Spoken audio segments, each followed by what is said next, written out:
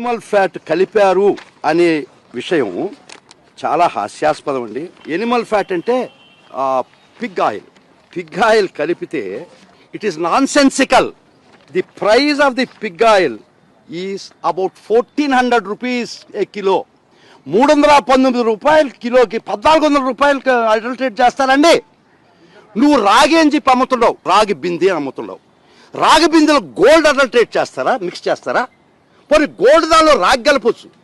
319 రూపాయలు ఇచ్చే నెయ్యికి 1400 రూపాయలు అయ్యే కిలో అయ్యే ఎనిమల్ ఫ్యాట్ కలిపారంటే అసలు ఇది తల్లో తెలివి ఉండే ఆలోచనేనా? ఎవరు కూడా మేమేదో అపచారం చేశామనో లేకపోతే జంతువులు కొవ్వు కలిసినటువంటి ఆహారం తిన్నామనో ఎవరు కూడా బాధపడాల్సినటువంటి అవసరం లేదు. ఇది జంతువులు కొవ్వు కలిసినటువంటి ఆహారం తిన్నామనో జంతువులు కొవ్వు కలిసినటువంటి